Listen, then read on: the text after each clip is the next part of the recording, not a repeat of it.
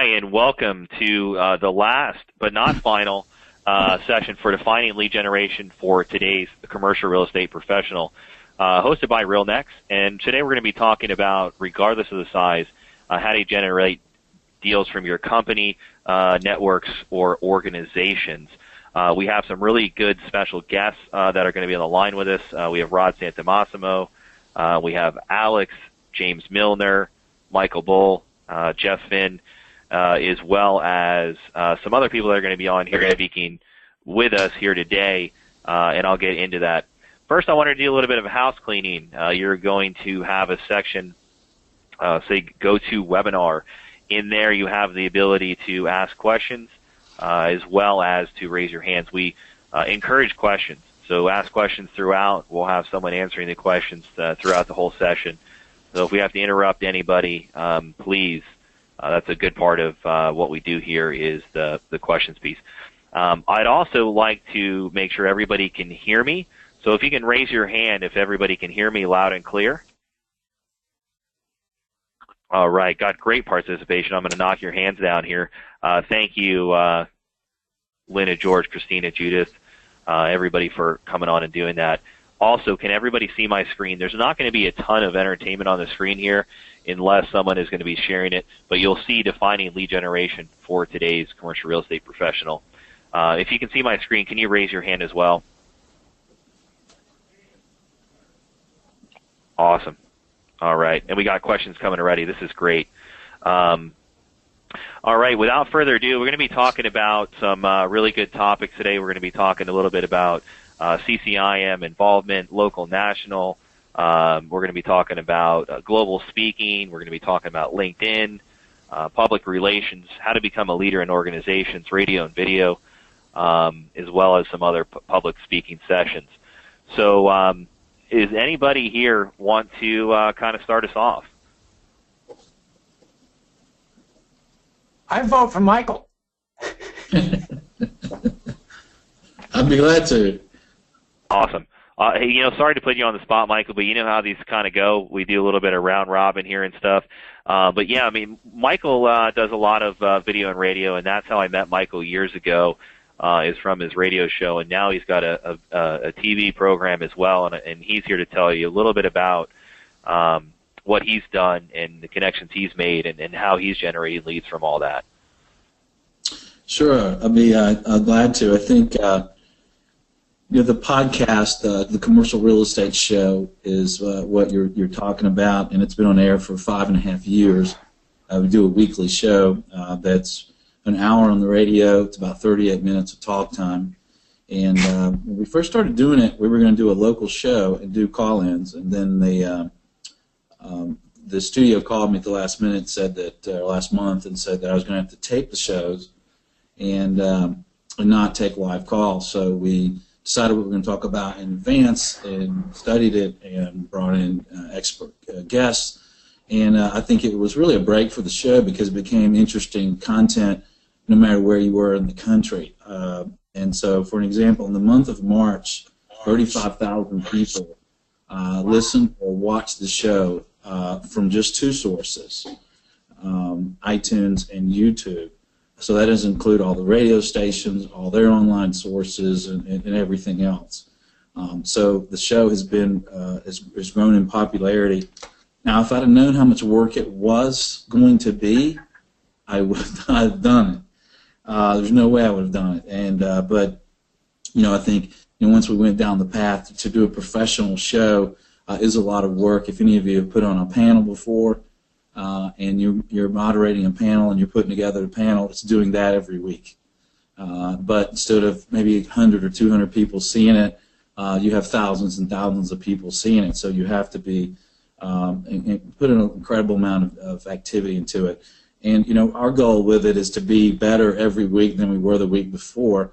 Now for 5.5 years, and if the show is not better, if it's not the best show that I've ever done, I'm disappointed. So we try to keep the content very valuable to the listeners.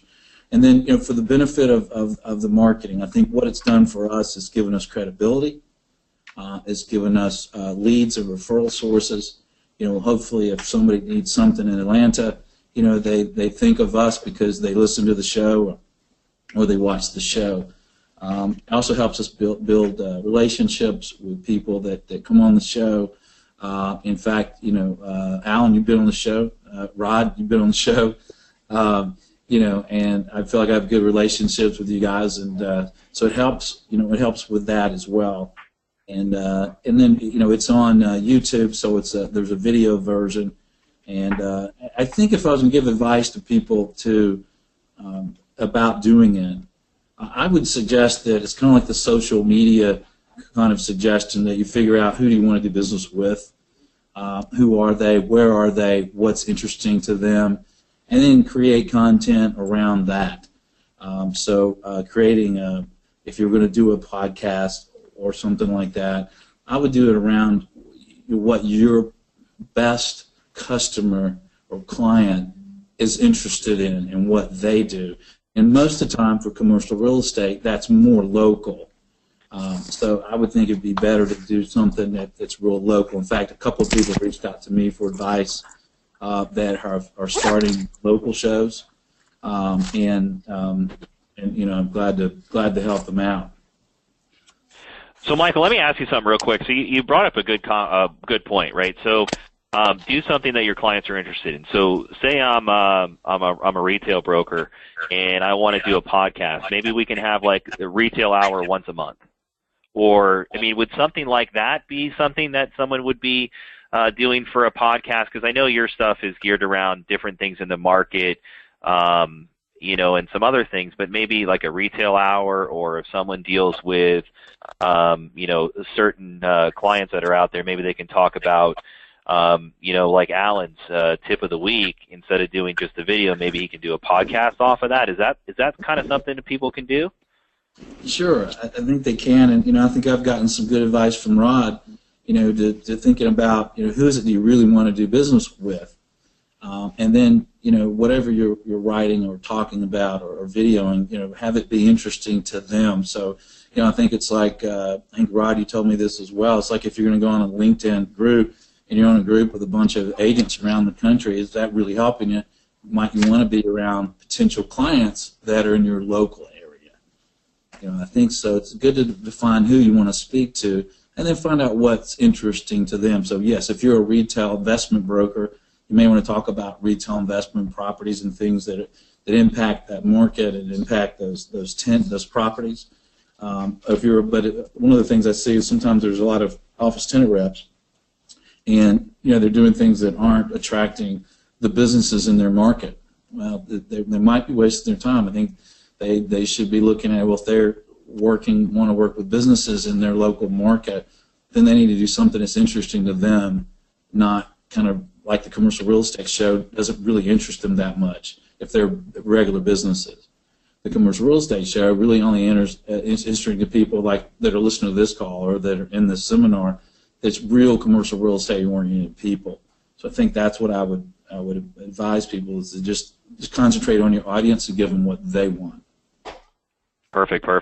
And, I kind of want to drift into another subject here, and I know we have a lot of great clients, and I'm sure we all know a lot of people that are on here, but I wanted to kind of talk about, getting involved in your organizations, as well as, I know we have Lynn, Jeff on here, as well as Rod, that do a lot of public speaking. I wanted to talk about, see if we can get an opinion on each and every one of you about that and what you've kind of done in that, because I think that a lot of people have the idea that getting involved is a lot of work, which it could be, or it's unattainable. And same thing with public speaking, is it could be unattainable, and I don't think it is for a lot of people. I think they have the ability to go to their local areas and do public speaking, but I want to hear from each and every one of you as firsthand, because I remember when I first started in this business, I thought, man, no one's ever going to ask me to do public speaking or anything else, and I've been asked a tremendous amount of times, and I've done some public speaking. It's been great, and I think a lot of our listeners might have opportunities to do public speaking themselves and just might not know how to get into things. So maybe Lynn, James, Rod, or Jeff can chime in on that topic. I do a lot of public speaking locally, And one of the seminars that I've been giving is for the CPAs. They get their credits for it every year. And I talk on hidden costs in a lease. That's been pretty successful, well received. And also, I'm a member of Vistage, and they've allowed me to go into the different groups and speak on the same subject. So that's a great place. That's businesses 3 million and up, so it's been a great place to get work. And then I specialize in the nonprofit sector, so I've been speaking at nonprofit functions. I'm walking away with deals in hand because that's my way of giving back to the community. Great, great. So you're doing some of the stuff on the local level. Now I know I happen to run into Mr. Rod Santomassimo, and I see Jeff Finn a lot at events as well. Now I know you guys do more stuff on global. Jeff or Rod, maybe you can chime in on some of the global activity that you've been doing. Well, a couple of things first. I think for those that may not know who Lynn Drake is, I mean, Michael has a radio show. He's a household name, not a global name. We all know that. And Jeff, and certainly if you don't know Jeff, maybe you come in commercial real estate for too long. Jeff's certainly a household name. Alan Buchanan is pure nature of his blog. He's a household name. But for Lynn Drake, if you don't know who she is, I'll toot her horn a little bit. It's an individual who went off on her own several years back and created a fantastic niche up in her market in regards to her building her own firm, which I think is pretty great from that standpoint. So when you don't say, well, who's Lynn? Lynn's someone that's just done it right. And we all know, look, being a female in this industry is not easy. It's just not. Yet she's broken all those old white man ways. Looking at Jeff, myself, and Alan, and Mike, we don't have those issues. We're all old white guys. So, Lynn, congratulations on all your success, first and foremost, from that standpoint. And let me just interrupt, because the story is I met Rod via social media, and I was with Equus at the time, and Rod is the one that said to me, what are they doing for you? Why are you doing it? And he helped me build my business. And without him, I'm not sure where I would have went. So that's not the point, but just some people realize the value of Lynn. But back to your question, I'll certainly let Alan and Jeff chime in. I'm a little different. When I started out, and for anyone in the local market, I would do everything I can to get valuable content in front of a targeted audience and share with them. I'm willing to speak for free and travel for free. Now, admittedly, that model has changed over the years. Someone taught me that when someone says you'll get exposure, the right response can be, exposure is illegal. So the point of that is, people are just going to use you for your content. Be careful. But you want to be that person just starting out in your local market. A great lesson that Ralph Spencer shared with me, he says, is that we all have this unconscious competence. You know so much more than you think you know because you've done it so often. Like, I'm sure if I asked Michael Bull, tell me about representing a tenant, he would share me every step of representing a tenant. But in a normal conversation, he may not do that, nor might Alan in what he does in his leasing side. So that's the point. You know so much. Put it on paper. Show folks what you know, step by step. Show them the process. And they will be impressed. You have a lot more content in your brain than you give yourself credit for. So that's where I would start. Start with that content from that target market. Hey, Rod, if I can chime in here. Boy, that sounds great. Maybe I won't chime in here. Oh, you're echoing. I think he's driving. I think he... Alan, are we back here? I'll give you a second. All right. So why Alan is rebooting and taking off the reverb from his radio mixing DJ days, maybe Jeff, you want to chime in on some of these things here, or I heard sort of echo a little bit. I'm getting some echo back, but. I think, Lynn, what you talked about was great, and I think the part of it is figuring out what organizations to join. You pick Vistage, which is a great organization and a nonprofit. I think everyone's got to, in their own business, look at what are the types of groups that you want to participate in. And Rod, I think you were speaking to this idea of packaging in some way your area of expertise. Making sure you have an area of expertise, first of all. I think there's still so many people in the industry that try to solve so many different problems, they lose focus. My advice to my kids and anybody coming into the business would be find something that you can become expert in. Become an expert in an area. And once you become expert in an area, then what Rod said is so true, that you sort of take it for granted, and you don't realize that you're able to educate the market. But the idea of really becoming an expert is in geography, it's in an area of the business, it's in a specialty practice. So it's not just real estate industry specific, but it's to the industry you want to participate in. So if you want to be in the biotech lab space, you better be an expert in that industry, not just in the properties that serve that industry, and be able to relate to that client as well as to their real estate needs. And as you have those different communities that you participate in and that talent, then it's a commitment to share.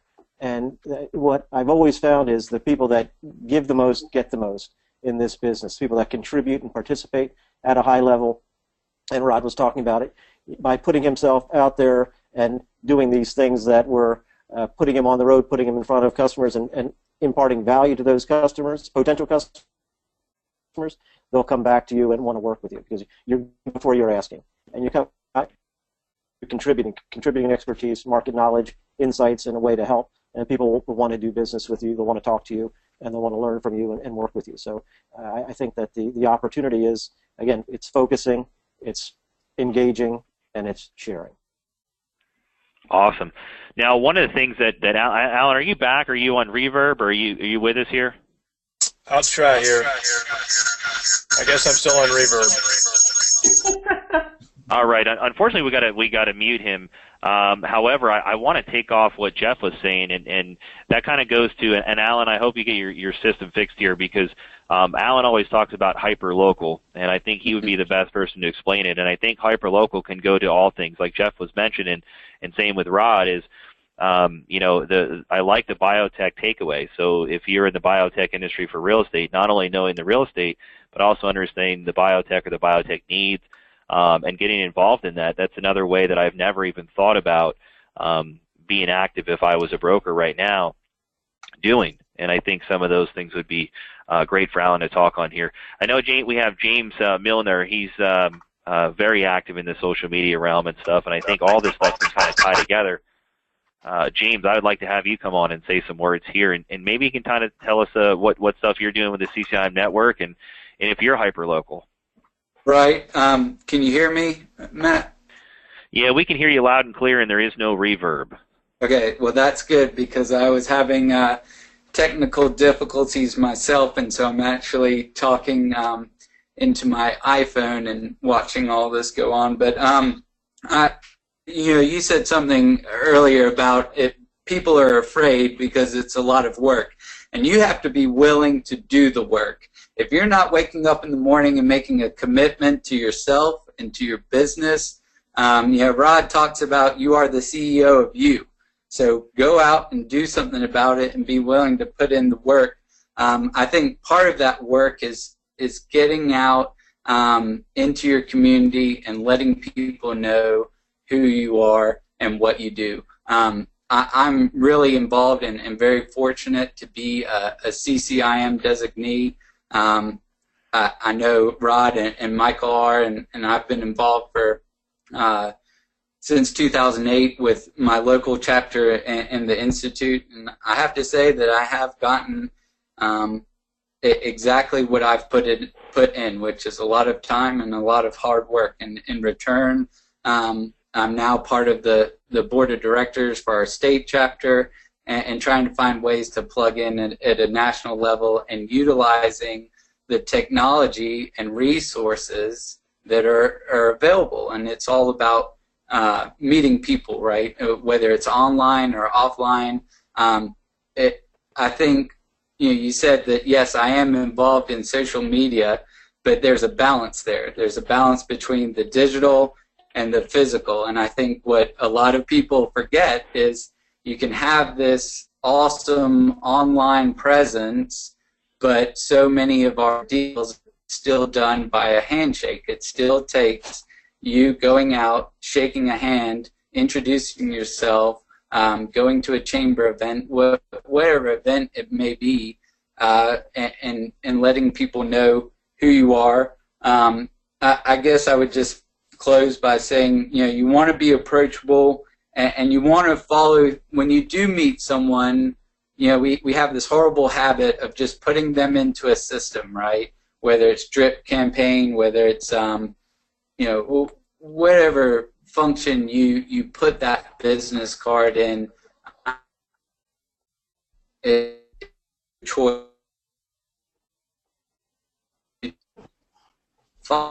Do it, and that's with our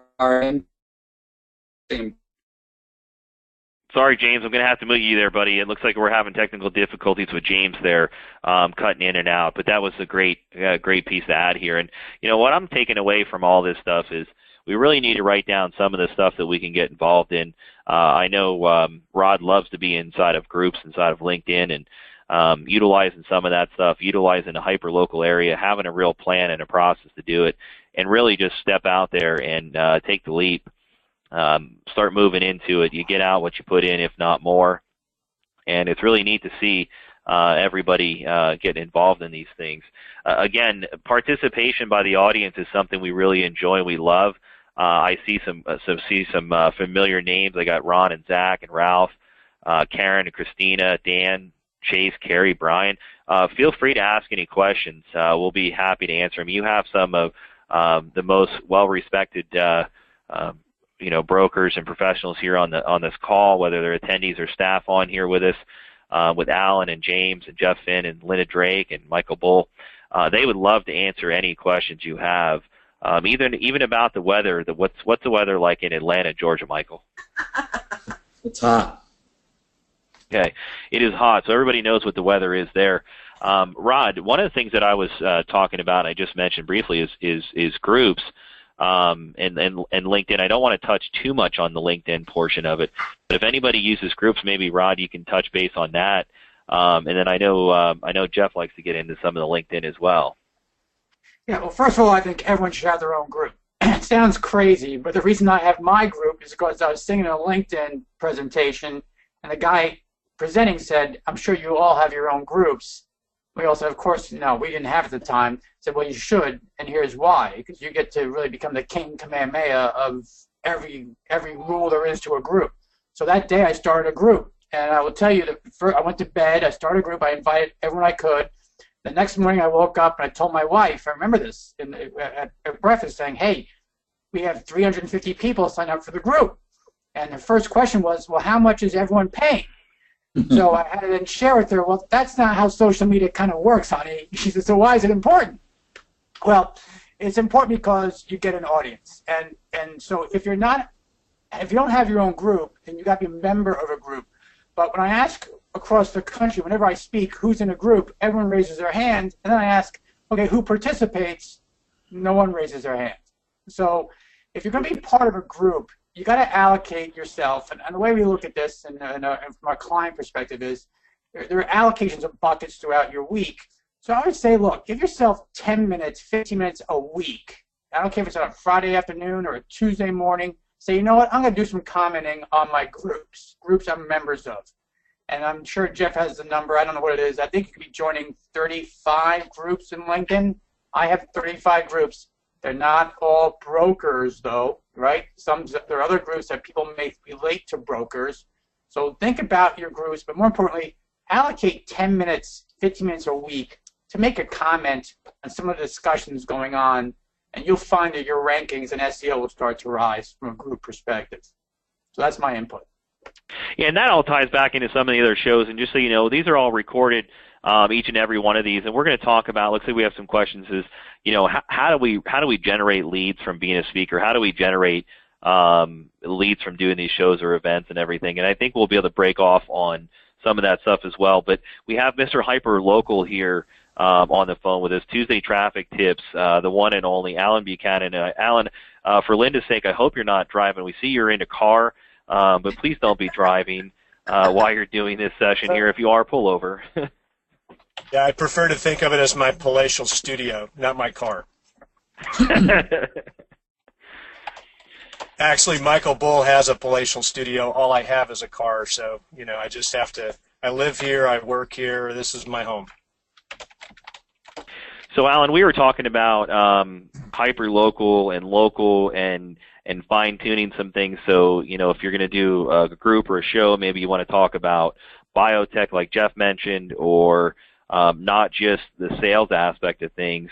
And I know you are all about, you know, the fine-tuned pieces, finding your niche that works, sticking with it, and breaking it out. And you know, we were at SIOR probably about 2 or 3 weeks ago, and I was talking to Jeff Rinkov, and you know, I said on Tuesdays, yeah, who's that? And I said on Tuesdays, and he goes, I know. If I don't see Alan, I wonder, right? So you have the CEO of Lean Associates wondering where you're at if he doesn't see your Tuesday traffic tips.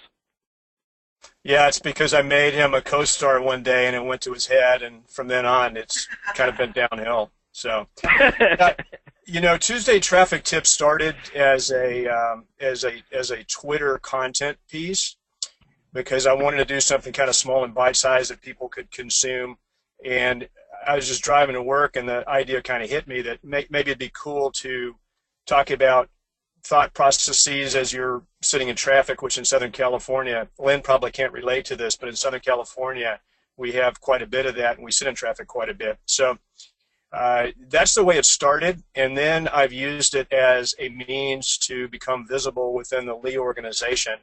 A part of the reason I do them as well is I really wanted to give back to the community. And I've been very fortunate to be a commercial broker for 32 years, almost 32 years. And I believe I have some things to say, and so that's what really has propelled the Tuesday Traffic Tips. You know, one thing Rod Santomassimo mentioned a minute ago, which I think is really key that I'd like to hit on, is my wife calls this working out loud. It's taking mundane daily tasks that each of us do, and it's creating content around those tasks, whether it's conducting a building tour, whether it's negotiating a commercial lease, whether it's showing a commercial space. All of those things are mundane, and they're second nature to all of us, but they're not second nature to folks who don't understand our business. So if you can figure out a way to take those simple little tasks and create content around them, you'll find you have a myriad amount of topics in which to discuss. Now, and I'm assuming, and let me clarify me if I'm wrong, but I'm assuming the way everybody is generating leads from this is making them a market expert. It's getting their voice out, their knowledge, and then business is coming to you instead of you coming to business. Am I right on that, or am I way off? No, you're absolutely right on that. I'll give you a quick example. I got a call from one of our veteran brokers out in an adjacent market to Orange County, and I've known of this guy for years, but he and I have never really connected. We've never done a transaction. And he says, "Hey, I really like what you're doing with your traffic tips." He says, "My son is thinking of getting into the business. Would you mind putting him on your mailing list?" I said, "No, I'd be honored." So I did that. And then, lo and behold, about 6 months later, I get a call from this broker, and he says, "Hey, I just did a deal in yada yada, and they have another building in your market. Could you do a broker opinion of value for them?" And I said, "Sure, I'd be happy to." So, there was a little fee associated with that. Well, now, lo and behold, the same client called me early this year and said, "We'd like to put this building on the market." Well, it's a $6.5 million deal, and we're under contract on it. And so this broker and our Riverside office and I are going to make a nice fee.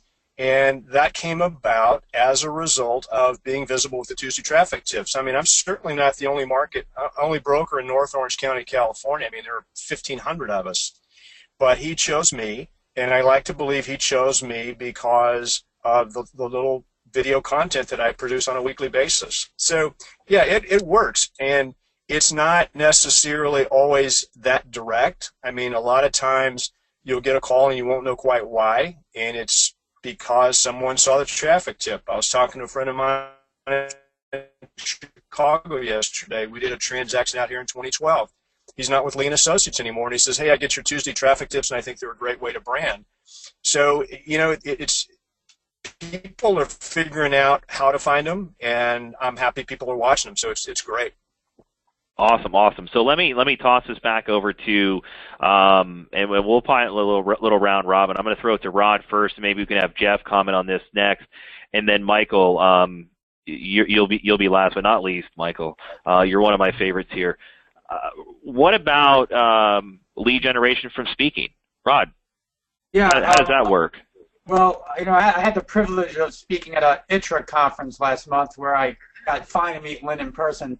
And if you speak, we all know the number one question. Here's the number one question when you speak, and we can't stand it, by the way. This is the number one question and why we can't stand it. And that question is, do I get the slides, right? Which drives everyone crazy. Do I have a copy of the slides? Which no one's going to use, but you say, sure, whatever. But instead of always saying, yeah, we'll get them to you, I was taught this by somebody else. They said, what I did was I created a lead page called massimo-group.com/ITRA, I-T-R-A.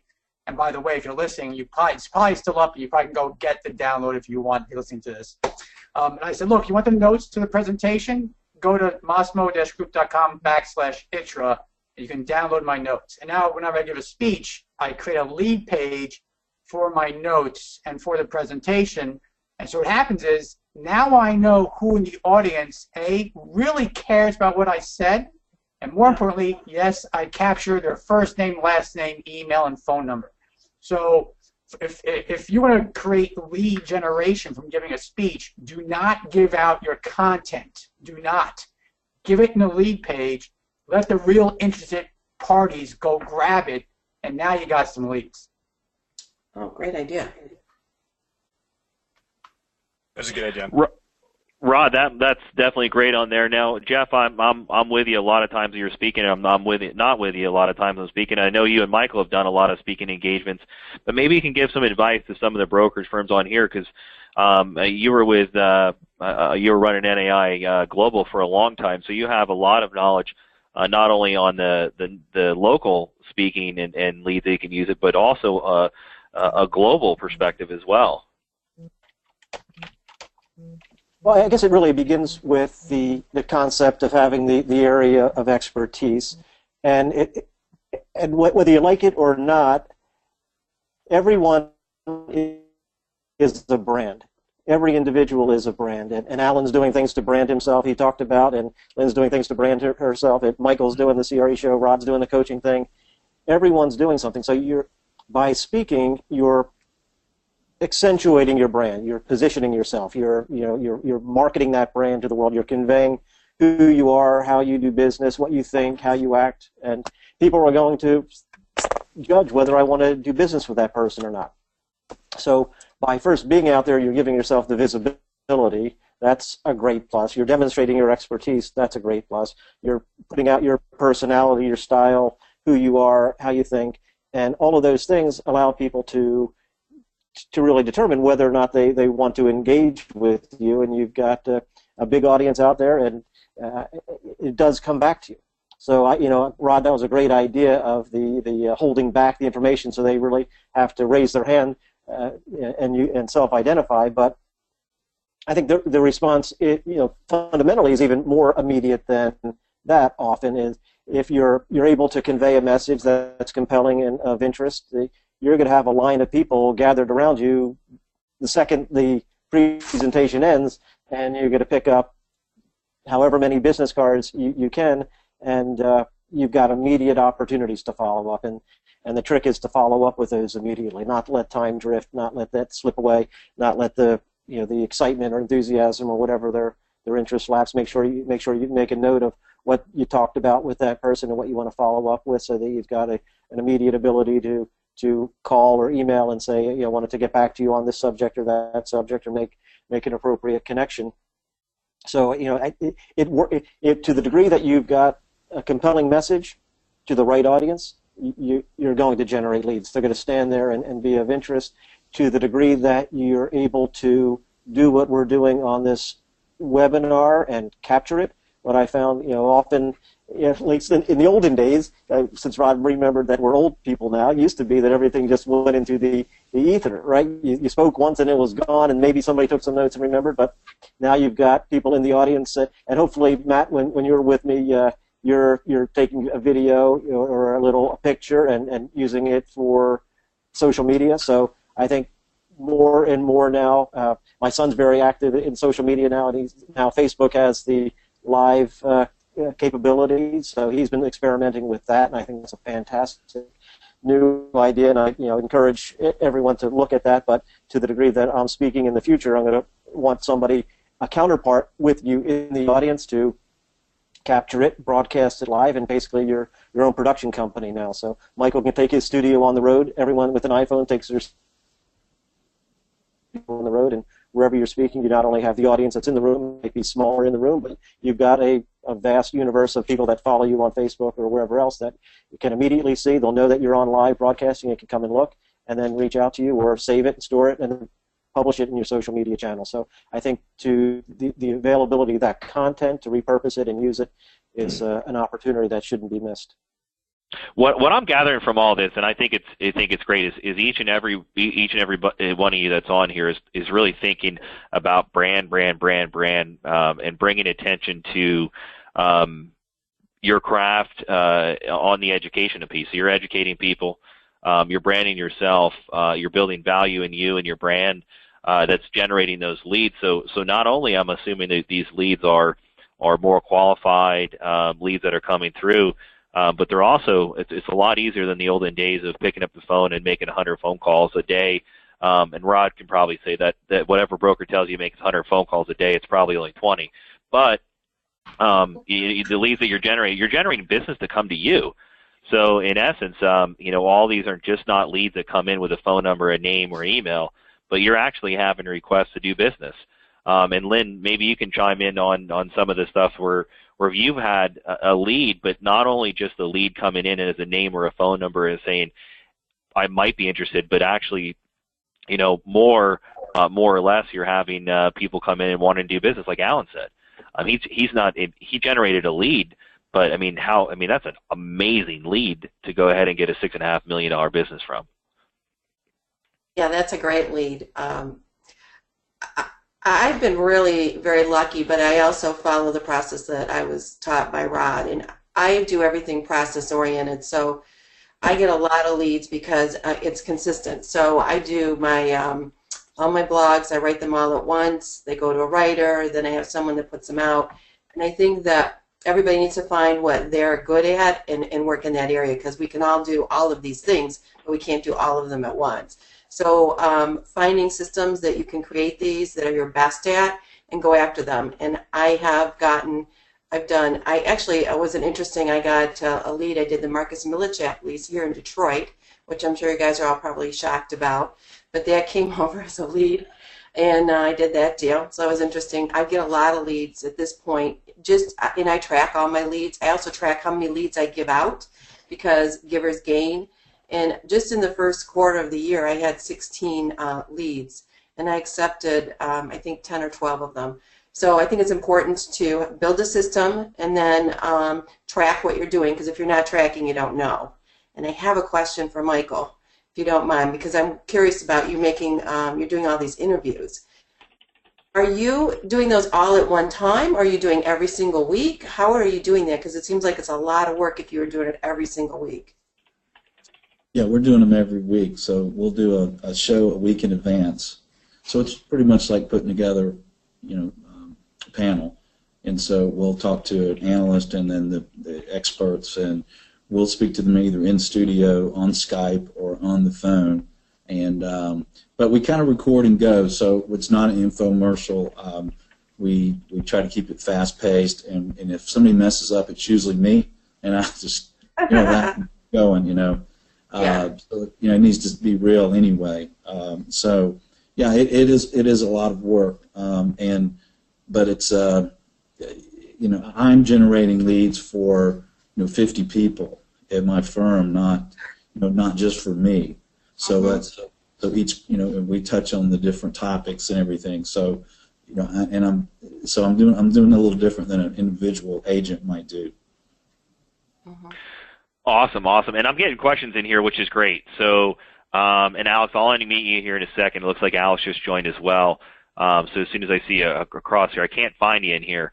But as soon as I find you, I'll try to unmute you here. But I'm getting a lot of questions in here, and one of the questions was, what are your favorite editing tools for video? Now, I'll get to everybody on that, but I know we work with a program, and Jeff can tell you way more about it, but I utilized it when I was out in Las Vegas. I went out there for like a re-grand opening of the property line. It's our listing solution. I went out there and got to meet with everybody that was out there, had a ton of brokers. It was a great day, and I had this app on my phone, and I was able to put together an introduction of myself, and not only myself, also for the building as well. And there was really no editing involved. It kind of did it itself, but I don't know a ton about technology, but Jeff knows way more about this. Jeff, maybe you can speak on that of tools that are out there that people can use for video editing, and some other tools that people utilize that are on this, and maybe Lynn and other people can chime in too. That's a great question, Matt. I think that the world is changing so much that the blogs are, a written blog is great, written posts are great, pictures are great. We said a picture is worth 1,000 words, but it may be more.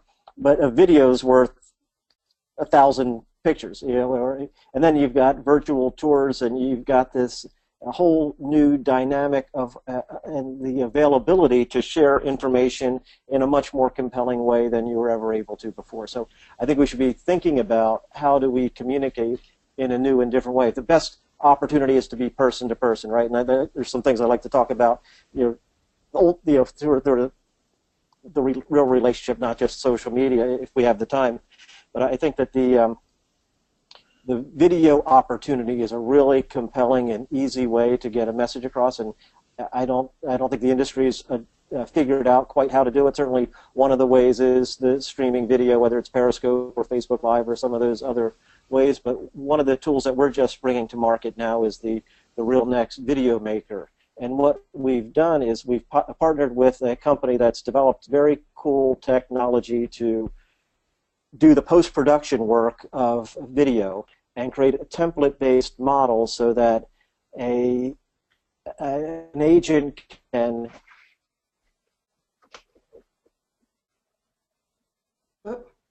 that was getting good. packages it together. Jeff, you froze up there for a second. Oh, wait. We're all ready. Am I back yet? Yeah, you said RealNext Video Maker, and you froze, and we weren't sure if you were just holding real still or you froze there. So the idea is or what we've done is partnered with a company called Storyvine, which has created great technology. It's really pioneered it in the biotech and some other industries, but it's a fantastic way to convey a message and to tell a story. And real estate's all about telling a story, selling a vision, and part of it's either presenting a property or presenting yourself or presenting a message. And we give a number of templates so that the iPhone or Android will basically tell you where to put your face and what questions to answer.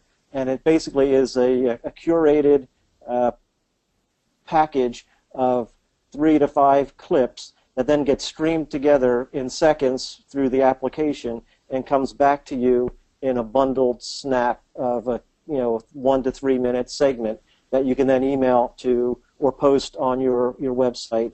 But it's a great way if you wanted to, we're going to use it for all of our agent profiles. So to post on our property listing system. If you're an agent and you want to profile yourself, not just a picture and a bio, but you have a picture, a bio, and now I can have a video introduction. So I can say, I'm Jeff Finn, I'm an industrial agent in Detroit. I've represented this company, this company, this company. I love to work with fast-growing companies and Southeast market, and I'd love to earn your business. So again, you're able to get your personality to come across, and you're able to maybe show a few different videos of different buildings that you've represented. So you're telling a much more compelling story in a shorter period of time. And also in using video in the technology, you're getting more SEO value out of that. You're also able to email it, share it, and you want to introduce yourself to someone. You can even say, Michael, I understand you're looking for 10,000 square feet of space in Atlanta. Here are 5 different opportunities that I have available. And I email that video clip with the availabilities. So there's a way to do it like that. Or I take you on a video tour of a space. So if I can't walk you on the tour, let me virtually do it with a video. Again, it tells you segment by segment how to put it together. Brand it, package, put your logo, your name, your picture, your over professionally packaged production, and it's for very little money. Most people think of video and they either think of low quality or they think of very high cost. The value that this is able to bring, it's a very low cost, very high quality, very fast, easy, user-generated content that we find to be very compelling.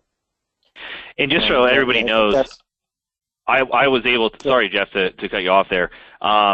Just so everybody knows, you don't have to be tech savvy. I have a hard time programming my iPhone. And Jeff knows I couldn't even use his Mac when we were at SIOR. I was touching the screen to try to move things on, and it didn't work. And I was able to produce a video.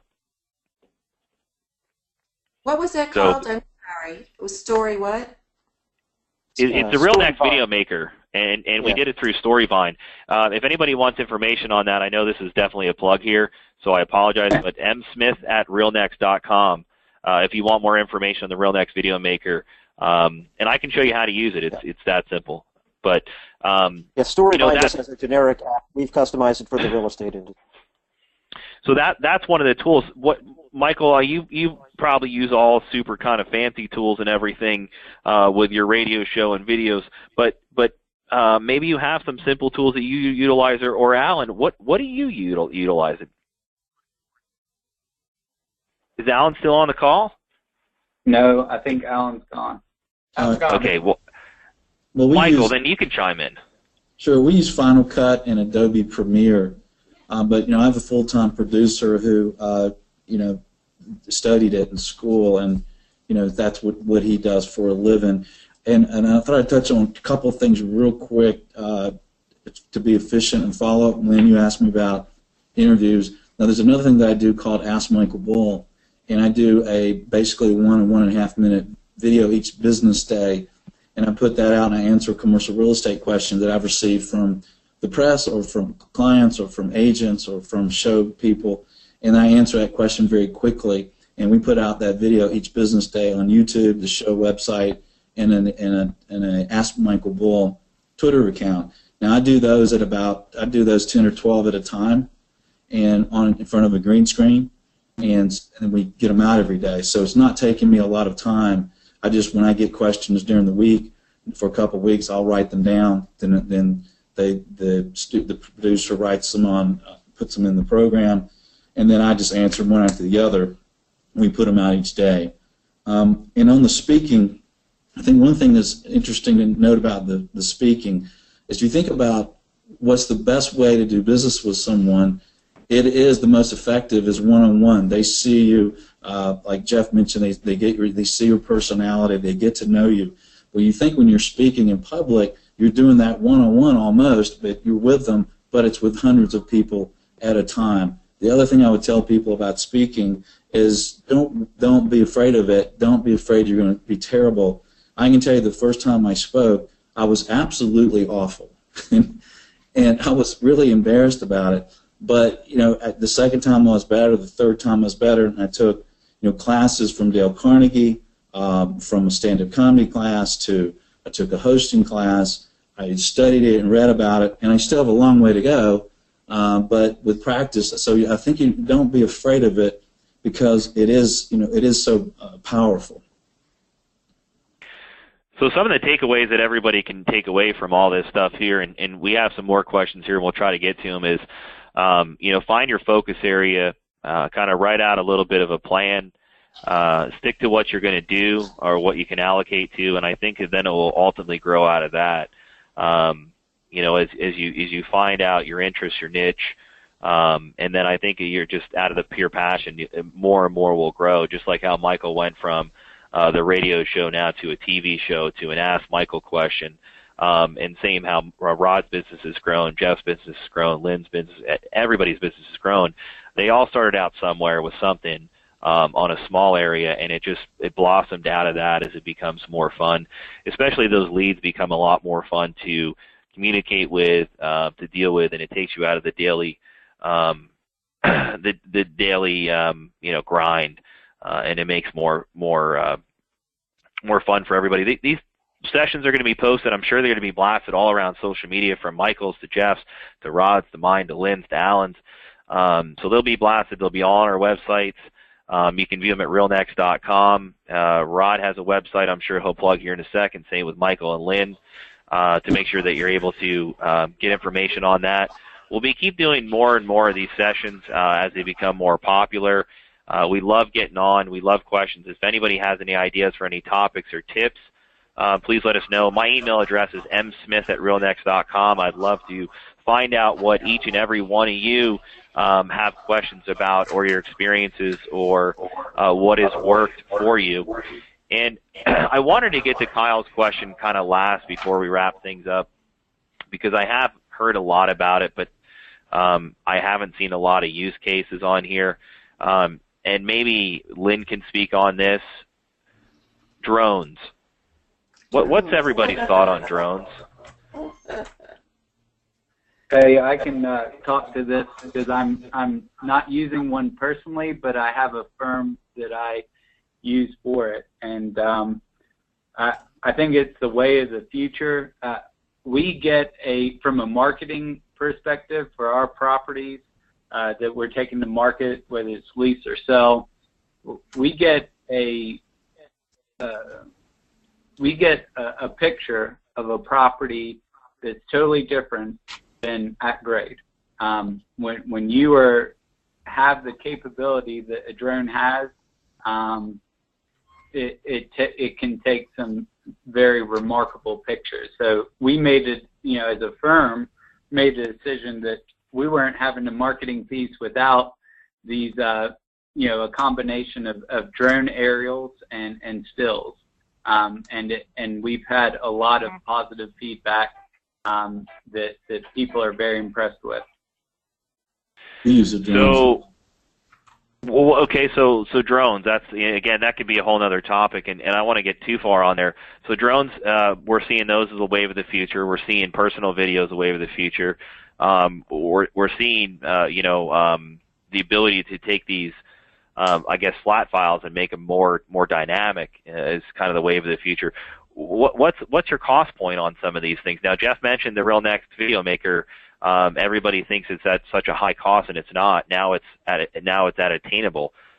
Same with the other products that we offer here. What's the cost basis on some of this stuff here, James? Can you talk on that? Yeah, so obviously, Rod said, I'm a coaching client of Rod's as well, and he says very clear, what's your time worth? And it's not worth my personal time to go out there with a drone, so I hire it out.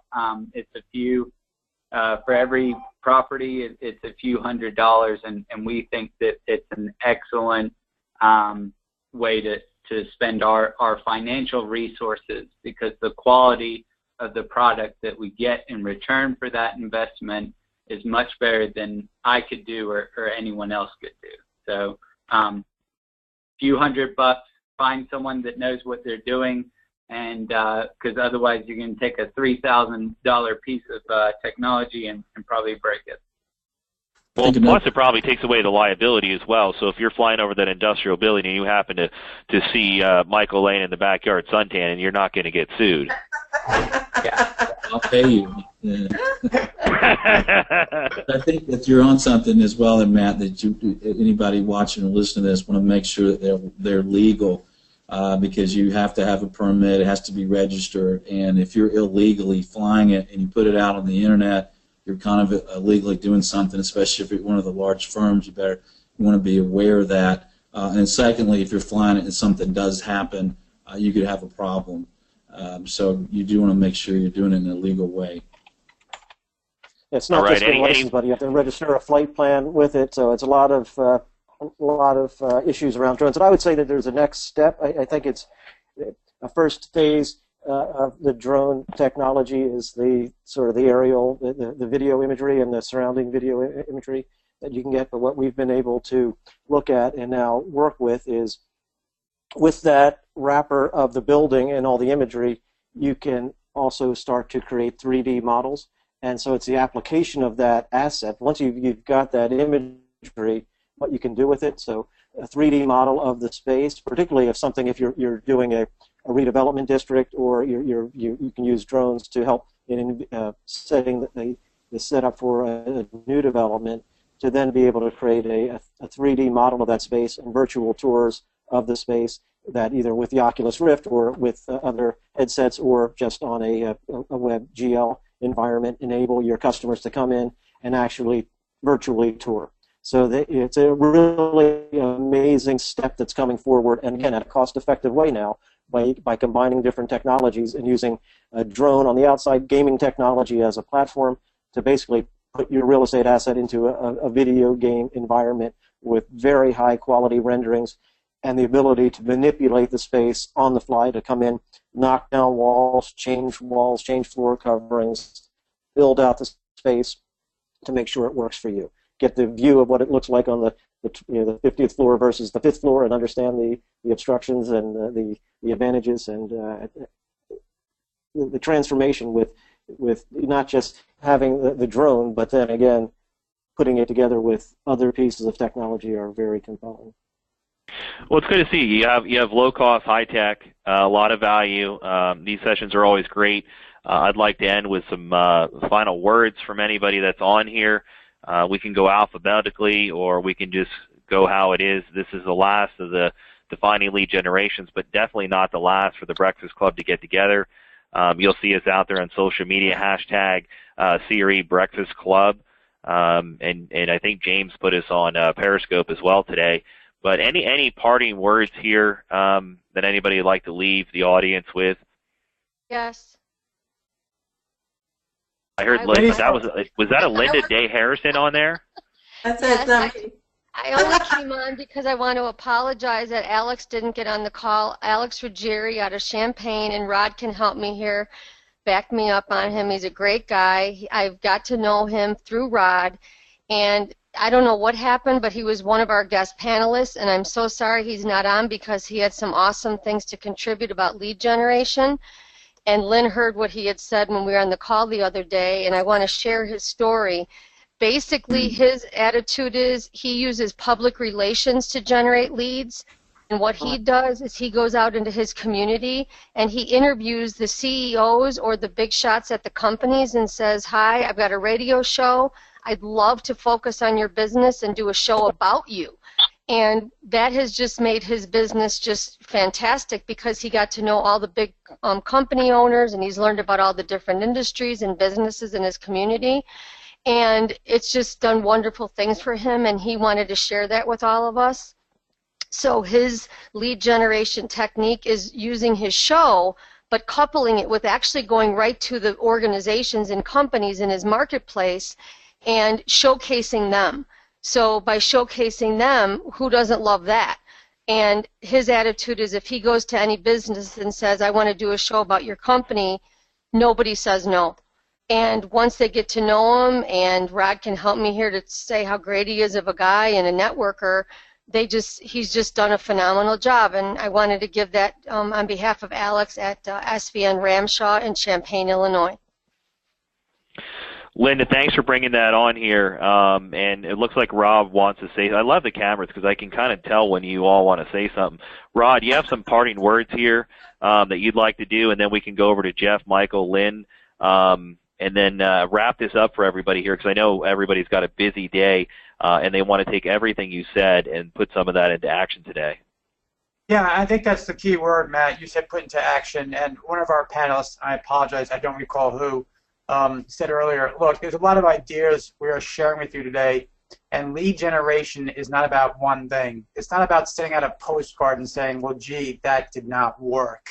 That's not lead generation. Lead generation is a campaign, it's a program, but you got to start somewhere. So just try one thing, but remember, it's more than the one thing. It's a campaign, it's a process, and it works. It absolutely works, but you got to do something. So like Matt said, take something away, implement it, test it, and then take something else. Try that, test it. Keep on testing, keep on moving forward. Thank you so much, Matt, for making this possible. We really appreciate it. Not a problem. Thanks, Rod. Jeff, any final words?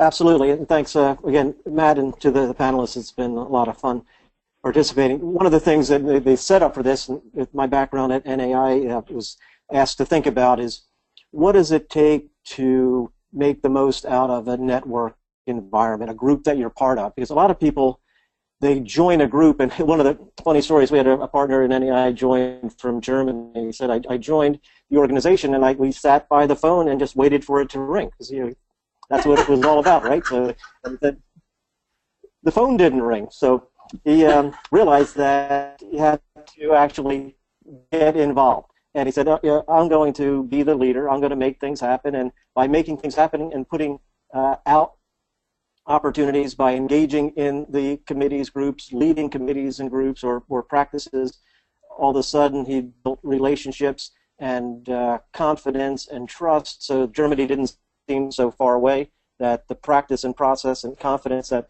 the group had was significant, and the magic happens then. So the analogy I used early, and it resonated with a lot of people, is like, you talk about either whether it's a golf club or a health club. People join and you think that I'm going to have this great six-pack abs as soon as I join the club, and it doesn't work that way, unfortunately. Or my handicap's going to go down by joining the club. You've got to go out and practice, practice, practice. So just like in your health, in your work, it's not just joining, but it's actively engaging. It's working at it every day in any way you can to hone and be both an active participant and leader, and the value that you'll get back from the real-life personal relationship, not just a social media relationship, but the real-life personal relationships would be tremendous. Awesome. Jeff, thank you for coming on. We're really appreciating you coming on as well. Michael, let's go to you for some final parting words here.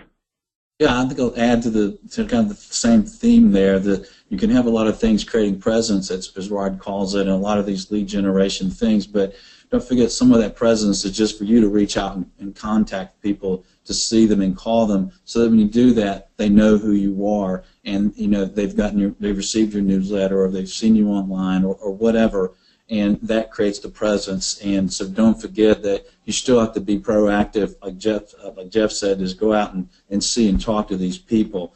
And then secondly, I think I'd just add, if you check into public speaking, one of the things I've found about it too that's beneficial is that it builds on itself. So I spoke in San Diego in the fall at the National Association of Realtors Conference, and I've had 3 invitations to speak around the country at events, and I think a lot of it was from, they'd seen that and heard about that, so it will build on itself as well.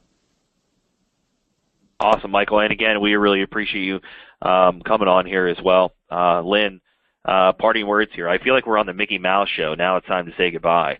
I don't even know if anybody remembers that. Now I'm definitely dating myself. There's Michael doing the Mickey Mouse dance. Lynn, parting words here. I think you got to figure out who you're going to go after, be specific, find 1 or 2 groups, go deep into those groups, build the relationships, get truly involved. And one thing that I did that helped make a huge difference in my business, which we briefly talked about, if you have a public relations company out there marketing you, you'd be amazed at the differences you can see. And I'm sure each of these guys, they're all very experienced, and I'm sure they probably received a lot of community recognition, and a PR person can help somebody that's probably not as well known to get that similar recognition. And thank you so much. I don't know the Mickey Mouse theme song. We'll have to come up with a Siri breakfast theme song to say goodbye. I really appreciate everybody coming on. Thank you for all your hard work. We were able to put all this together with special help from Linda Day Harrison from the broker list. So if you're not on the list, get on the list. It's time to get on there. It's a great list, great way to network. So if you're not started in there, get in there and start with that group. You'll find our groups on there. You can socialize with any of us on social media. LinkedIn, if you're not sure how to find us, just type us right into the search bar in LinkedIn. You'll be on there.